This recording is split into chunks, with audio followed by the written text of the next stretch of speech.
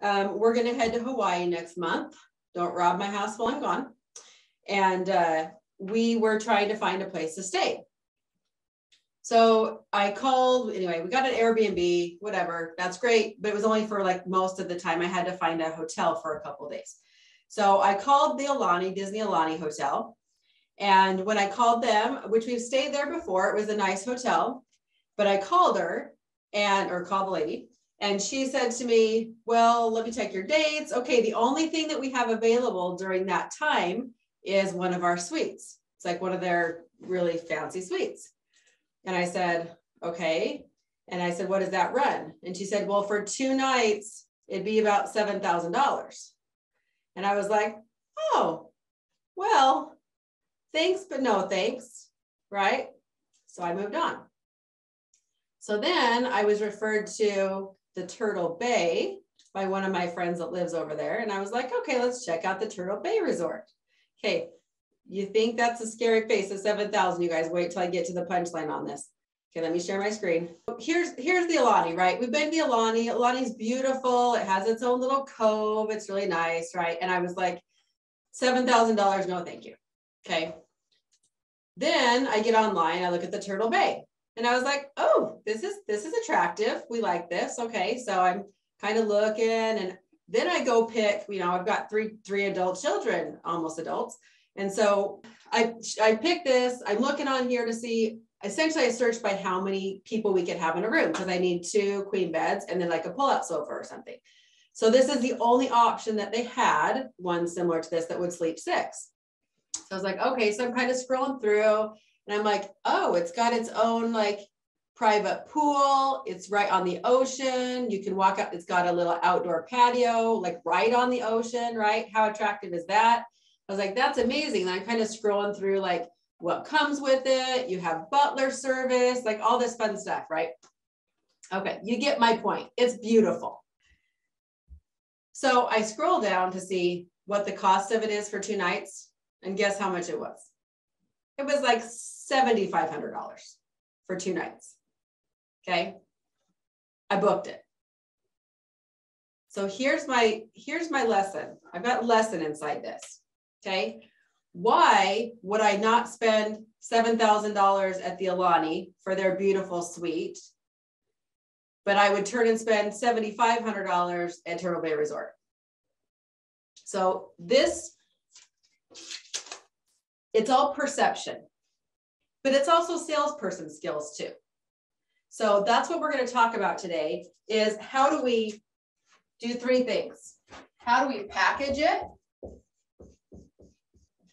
make it appealing, and then focus.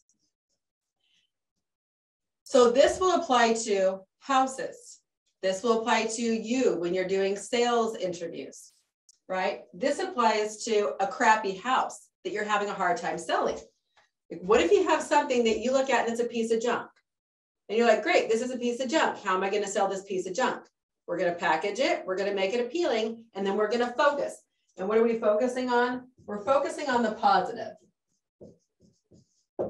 never the negatives. So what was wrong? What went wrong with the first salesperson compared to my second choice of Turtle Bay? And granted, I talked to a live person on the phone when I called Aulani. I talked to a person. When I went to Turtle Bay, I talked to no one. I looked at their website and I ended up buying. So here's a couple things that salesperson did wrong that we in turn can also do wrong. The first thing was she predetermined how much she thought I would spend, right? And I, myself, as a buyer, didn't figure that I would spend $7,500 for a couple nights at a hotel, ever. Okay. But when it became appealing to me, when it was made appealing with the pool and the butler and the access to the ocean and everything, I was like, that is appealing. I would pay that much for that. Okay.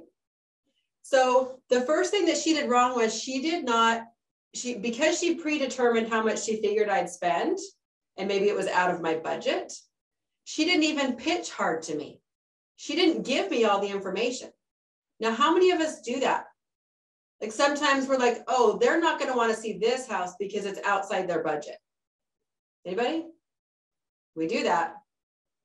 But when push comes to shove, sometimes they're like, oh, that's very appealing. I'd rather spend that much money. So we don't get to determine, we don't get to choose for our clients how much they're going to spend or what they're going to buy. That is not our choice. Okay. She also did not spend very much time explaining how wonderful this suite was. She's like, oh, it's one of our luxurious suites. Okay, well, what does that mean? Does it mean I get a butler? Does it mean I get access to a pool? Like, what does that mean? And honestly, I didn't even go back and look to see what all was included. Maybe there was some really awesome stuff included and she could have sold me on that and I would have bought it. But she didn't even go into all that detail.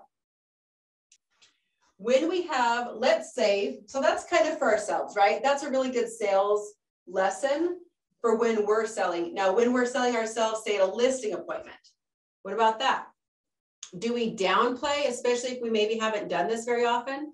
Do we downplay how well we are, like how well we do something or what kind of services we can provide? How we're maybe better than somebody else?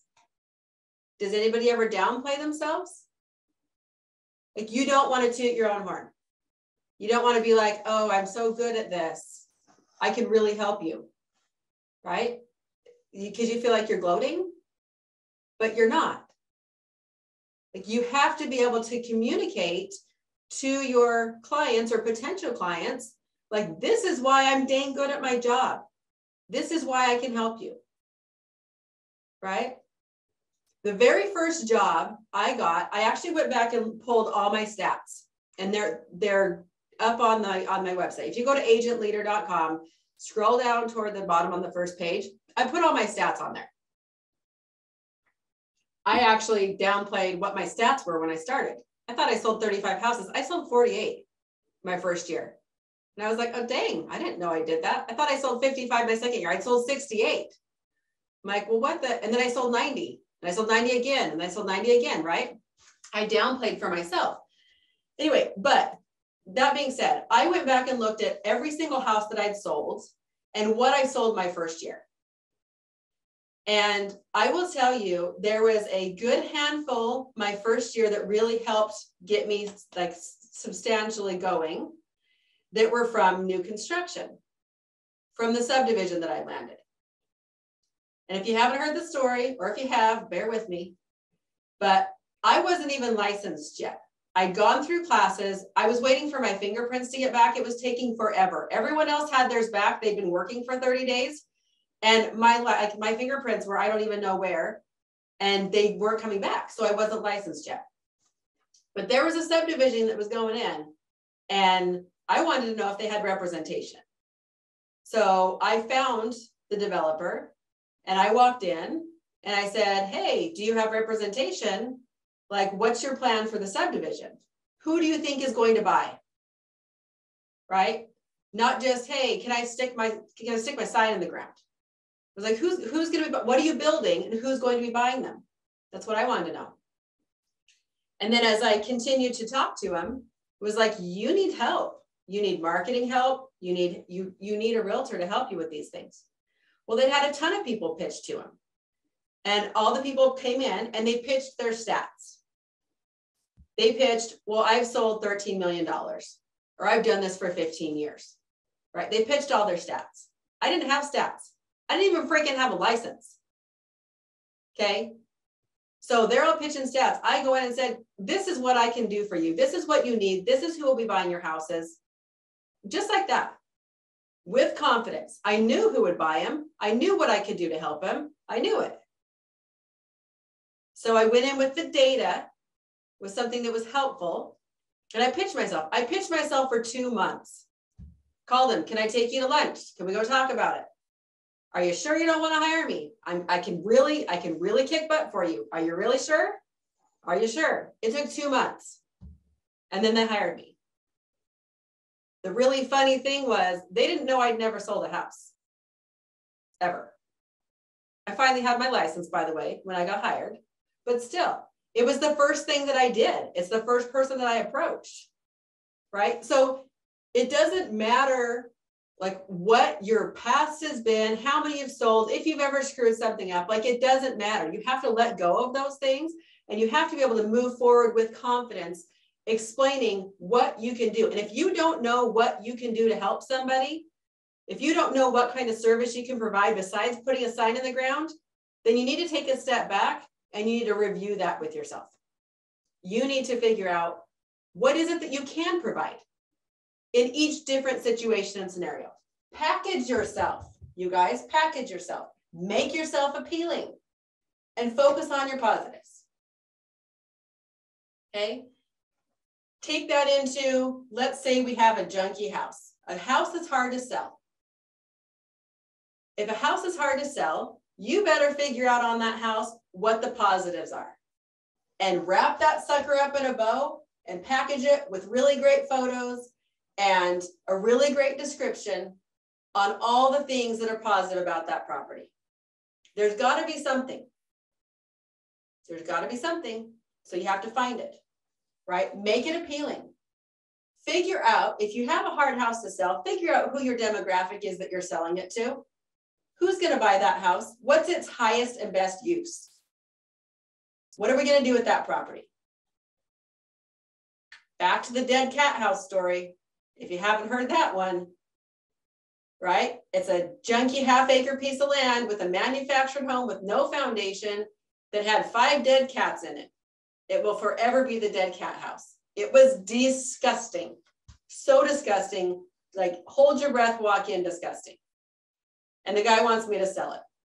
It was a referral that came in.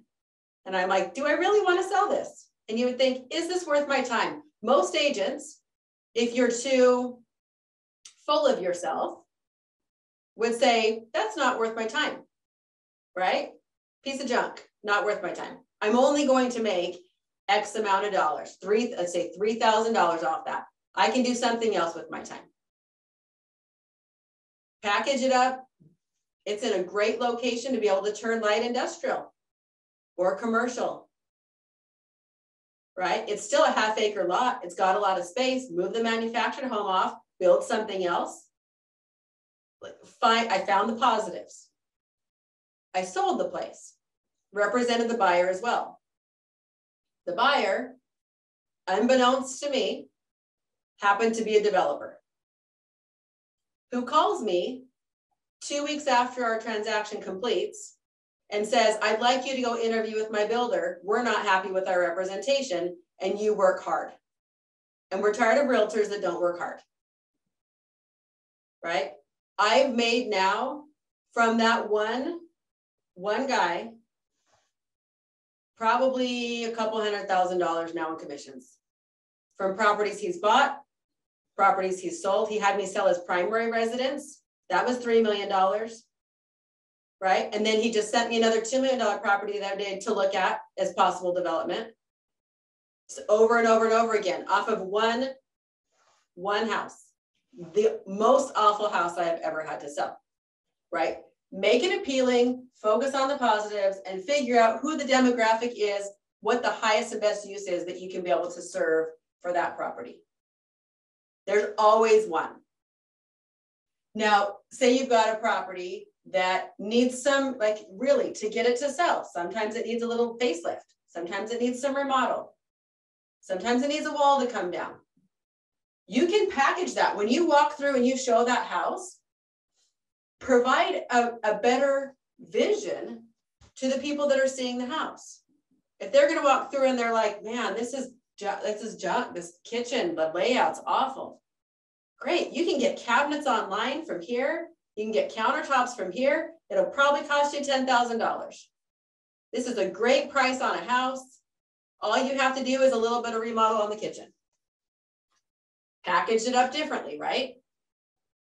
Instead of, I mean, those are my favorite houses with realtors that don't have vision, that sit on the market, never sell. And then I go after they don't sell and pick them up as a seller.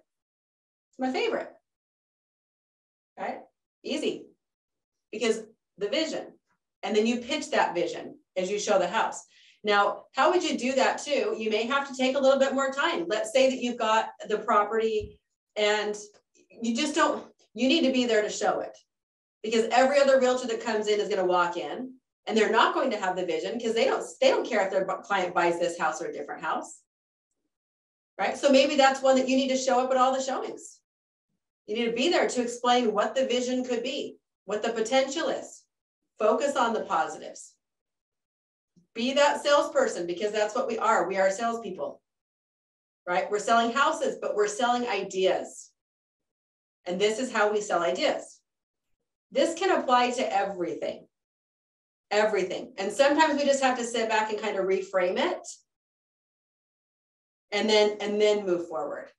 And if you're stuck, sometimes you can ask somebody else's opinion. If you can't see what might be there in front of you, sometimes you can ask another opinion. Ask a friend, ask somebody in our mastermind group, ask somebody on the Facebook group, but get somebody else's opinion if you're not seeing what is there for you to be able to repurpose, repackage, right, and make something appealing. Friday trainings are going to be changing soon. So I have revamped a little bit. I'm still in the process of revamping. So I will be relaunching what was or is the Blueprint Library here pretty soon. I'm going to a little bit of a different model to where I'm going to be doing once a month, I'll be doing a 90-minute workshop on a different topic.